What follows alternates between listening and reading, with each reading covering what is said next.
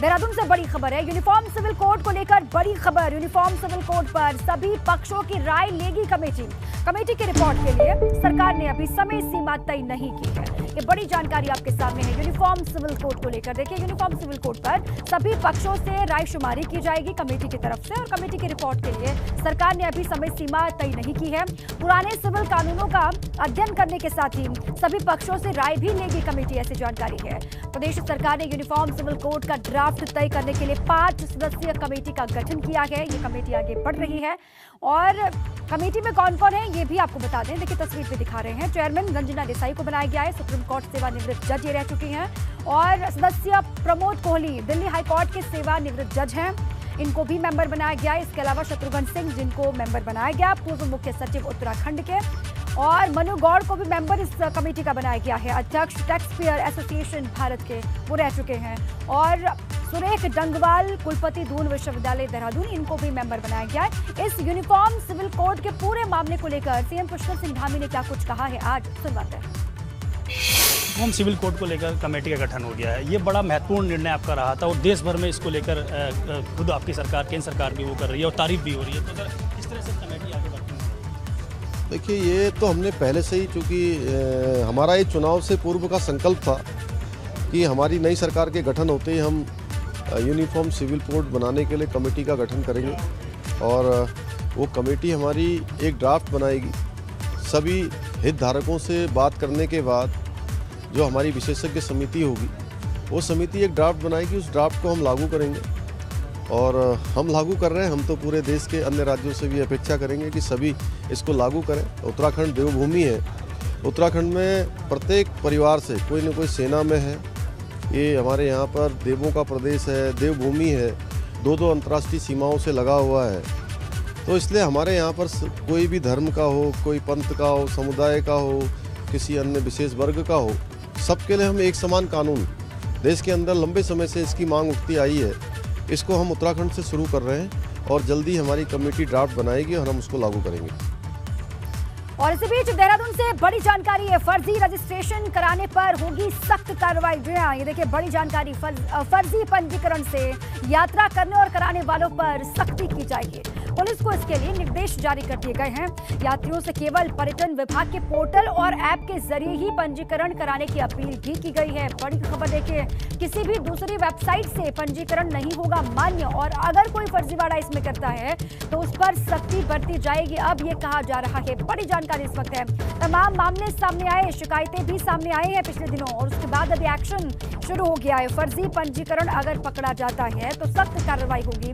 फर्जी पंजीकरण से यात्रा करने वाले पर तो कार्रवाई होगी ही, और जो कराएगा उस पर भी कार्रवाई होगी। पुलिस को इसके लिए निर्देशित कर दिया गया है, निर्देश जारी कर दिए गए हैं, और यात्रियों से भी अपील की गई है कि पर्यटन विभाग के पोर्टल और ऐप के जरिए ही आप अपना पंजीकरण करवाएं।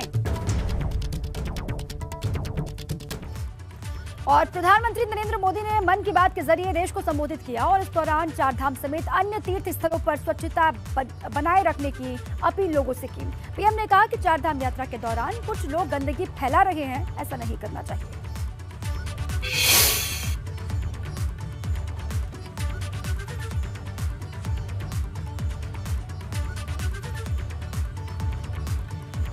तो पीएम मोदी ने मन की बात की, और मन की बात के कार्यक्रम में उन्होंने, जो उनका मासिक रेडियो कार्यक्रम है, उसमें उन्होंने चारधाम यात्रा का जिक्र किया। उन्होंने कहा कि चारधाम यात्रा चल रही है, बहुत सारे अच्छे वीडियोस यात्रा मार्गों के सामने आ रहे हैं, लेकिन उनमें कुछ ऐसे मामले भी हैं, कुछ ऐसे वीडियोस भी हैं जिसमें गंदगी साफ तौर से दिखाई दे रही है, जो गलत है। हमारे देश में उत्तराखंड के 4 धाम की पवित्र यात्रा चल रही है। 4 धाम और खासकर केदारनाथ में हर दिन हजारों की संख्या में श्रद्धालु वहां पहुंच रहे हैं। लोग अपनी 4 धाम यात्रा के सुखद अनुभव शेयर कर रहे हैं, लेकिन मैंने ये भी देखा कि श्रद्धालु केदारनाथ में कुछ यात्रियों द्वारा फैलाई जा रही गंदगी की वजह से बहुत दुखी भी है। सोशल मीडिया पर भी कई लोगों ने अपनी बात रखी है। हम पवित्र यात्रा में जाएं और वहां गंदगी का ढेर हो, ये ठीक नहीं। लेकिन साथियों,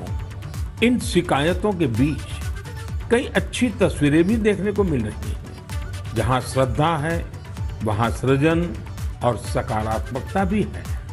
कई श्रद्धालु ऐसे भी हैं जो बाबा केदार के धाम में दर्शन पूजन के साथ साथ स्वच्छता की साधना भी कर रहे हैं। कोई अपने ठहरने के स्थान के पास सफाई कर रहा है, तो कोई यात्रा मार्ग से कूड़ा कचरा साफ कर रहा है। स्वच्छ भारत अभियान की टीम के साथ मिलकर कई संस्थाएं और स्वयंसेवी संगठन भी वहां काम कर रहे हैं। रुद्रप्रयाग के रहने वाले श्रीमान मनोज बैंजवाल जी से भी आपको बहुत प्रेरणा मिलेगी। मनोज जी ने पिछले 25 वर्षों से पर्यावरण की देखरेख का बीड़ा उठा रखा है। वो स्वच्छता की मुहिम चलाने के साथ ही पवित्र स्थलों को प्लास्टिक मुक्त करने में भी जुटे रहते हैं। वहीं गुप्त काशी में रहने वाले सुरेंद्र बगवाड़ी जी ने भी स्वच्छता को अपना जीवन मंत्र बना लिया है। वो गुप्त काशी में नियमित रूप से सफाई कार्यक्रम चलाते हैं और मुझे पता चला है जिस अभियान का नाम भी उन्होंने मन की बात रख लिया है। ऐसे ही देवर गांव की चंपा देवी जी पिछले 3 साल से अपने गांव की महिलाओं को कूड़ा प्रबंधन यानी वेस्ट मैनेजमेंट सिखा रही है। चंपा जी ने सैकड़ों पेड़ भी लगाए हैं और उन्होंने अपने परिश्रम से एक हरा भरा वन तैयार कर दिया।